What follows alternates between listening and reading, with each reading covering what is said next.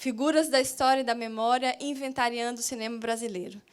Compõe a mesa Cláudia Mesquita, que é professora do curso de graduação e pós-graduação de Comunicação Social da UFMG, membro do Grupo Poéticas da Experiência, coautora com Consuelo Lins do livro Filmar o Real, que muitos de vocês aqui presentes conhecem muito bem, é uma pesquisadora, entre outras coisas, da obra de Eduardo Coutinho, já veio aqui ano passado falar disso, inclusive, entre nós, e Roberta Veiga, que também é professora da graduação e da pós-graduação do curso de Comunicação Social da UFMG, membro do Grupo Poéticas da Experiência, editora da revista Devires. Enfim, eu queria agradecer muito a presença de Roberta e de Claudinha e passar a palavra para elas. Estou bastante interessada nesse cinema que porta uma dimensão diacrônica, como disse, na sua abordagem ou encenação da experiência, por vezes trabalhando vai-e-vens, né, movimentos entre hoje e ontem, agora e outrora, na sua própria escritura. É claro que mesmo filmes que se atêm a reconstituir episódios passados, sem relacioná-los na montagem a outros tempos narrativos, a um dado presente, né, por exemplo, eles trazem embutida na sua forma de colocar em cena o passado, podem trazer embutida na sua forma de colocar em cena o passado uma reflexão que parte do presente, né? Por isso, mesmo assim, as reconstituições, esses filmes que não fazem do vai-e-vem diacrônico uma forma de escritura, nos interessam também. No caso dos Inconfidentes, se trata de uma evidente reconstituição, né? 2 séculos separam a atualidade, quando o filme é feito, do presente narrativo. Na maior parte do filme, parece que a encenação vai ficar circunscrita a um certo passado, embora se trate, como vocês sabem, de uma encenação muito peculiar, né? Até que o filme justapõe, num momento estratégico, no final, uma imagem do presente, que vocês viram, dessa praça em Ouro Preto, em que uma série de crianças aplaudem, né, o enforcamento do Tiradentes. De diferentes formas, essa referência ao presente se coloca antes mesmo que essa imagem atual das crianças na praça seja justaposta aí no final, né? Por exemplo, imagens de Tiradentes sofrendo interrogatório sob tortura, que de algum modo espelham, claro, os porões da ditadura. Em dado momento, o padre Toledo, também sob interrogatório, diz algo assim, num tom cínico, sobre a sublevação que foi abortada, né, e a respeito da qual ele está sendo interrogado. Ele vai dizer assim: eles deviam estar lutando contra alguma forma de opressão, ou será que não? Ele diz eles, né, como se ele não fizesse parte daquilo, mas diz, mas imagino que eles estivessem lutando contra alguma forma de opressão, ou será que não? E daí ele olha para a câmera, quase que como que desafiando os espectadores a se posicionarem, a afirmarem alguma coisa sobre o seu próprio tempo, sobre os movimentos de resistência e a repressão atuais. Eu acho que eu vou deixar o som ao redor para o debate, se vocês quiserem, né? Ele é um outro filme que se detém ainda mais do que A Cidade é uma Só, exclusivamente sobre a cena dramática atual, né? É um filme ambientado num bairro de classe média, média alta, em Recife, e ele está interessado em, de alguma maneira, produzir, a partir daquele conjunto de personagens lá, principais e secundários, em quase que colecionar, vamos dizer assim, gestos sociais, nesse sentido de gestos que, de algum jeito, exprimem, vamos dizer assim, as relações, né, sociais, as relações entre as pessoas em uma determinada época. Só que, de alguma maneira, ele, através de uma intempestiva, assim, posta em perspectiva histórica, que é dada, sobretudo, por uma sequência inicial de fotografias, o filme nos convida, né, a mirar nessas relações muitas vezes danificadas, enfim, relações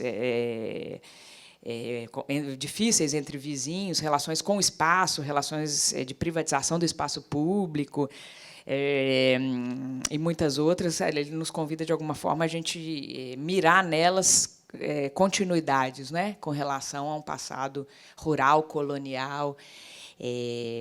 Enfim, ele faz isso de uma maneira, de diferentes formas, inclusive com uma certa atmosfera de filme de horror que o Som ao Redor um tanto revisita, mas eu deixo para depois, caso vocês queiram, uma abordagem mais detida desse filme. Esse cinema de experiência pessoal seria um cinema de experiência do cineasta, próximo a ele, ao contrário do cinema esse onde ele sai, né, e vai para um outro espaço, né. Na verdade, esse cinema ele é autobiográfico e vai tratar, de alguma maneira, da vida pessoal do cineasta, se inscrevendo no âmbito da não-ficção.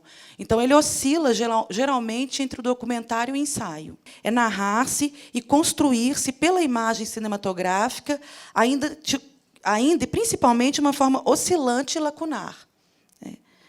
É justamente porque assistimos à explosão dessas formas de virar a câmera para si que o entendimento desse tipo de construção do eu se faz mais premente. Ou seja, há um cunho sociológico, antropológico, se quisermos, nessa pesquisa, na medida em que, com o advento das câmeras portáteis, principalmente as de celular, somado às facilidades de compartilhamento dos vídeos pelas redes sociais, o fenômeno da videobiografia, né, dos vídeos de confissão e dos vlogs, e do selfie, se tornaram um fato social, comunicativo e cultural. Então, o que eu estou chamando de autobiografia não autorizada, já pensada nessa dimensão potente aí que eu falei?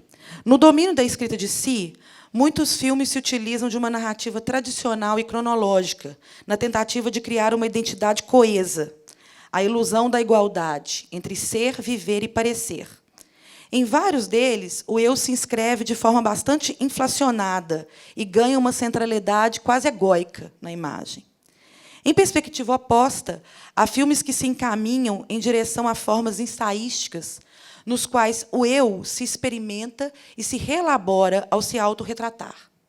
Denominamos esses documentários ensaísticos, nos quais o cineasta não tem controle sobre o efeito de si que sua escritura fílmica gera, autobiografia não autorizada. Os filmes biográficos, eles lançam mão de algumas estratégias comuns para reconstruir uma vida, que é o uso de arquivos domésticos e institucionais, fotos, vídeos, gravações, cartas, as reencenações, né, que são encenações ficcionais de situações vividas, né, as revisitas a lugares, né, que o sujeito morou, cidades, casas, instituições, onde o relatado viveu ou frequentou, a narração em off, claro, as entrevistas e os testemunhos. Essas são as estratégias gerais desses filmes. O Diário Helena possui todas essas estratégias dispostas de forma a reconstruir, numa ordem cronológica, a vida tanto do Celso Castro, o pai da Flávia, um militante de esquerda que foi morto, em uma situação estranha, na casa de um nazista,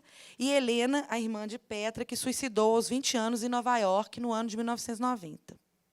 Bom, aí o terceiro filme, Mataram Meu Irmão, essa dimensão não autorizada, que eu estou reivindicando, do eu, é mais forte, né? O Cristiano ele é bem mais ausente que os outros cineastas. Essa ausência se dá também a um filme feita a partir da biografia do outro, né, do irmão dele, vou falar, mas, enfim. Essa ausência dele se dá em função de um método mais documental, digamos assim, do filme menos ensaístico e mais documental, que guia Cristiano e reconstrói de forma... Ele reconstrói de forma porosa a história do Rafael, seu irmão, que morreu assassinado na periferia de São Paulo, no Capão Redondo. Nós, espectadores, não temos acesso à imagem de Rafael vivo.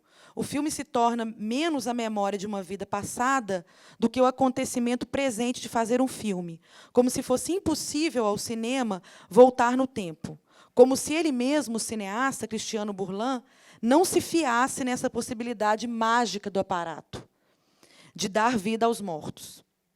Há uma dureza na forma como Cristiano lida com o aparato, né? Essa dureza com o cinema revela um importante traço documental, a valorização do anticampo, da interação com aqueles que constituem uma história comum do Capão Redondo, aquela da qual Rafael faz parte, né?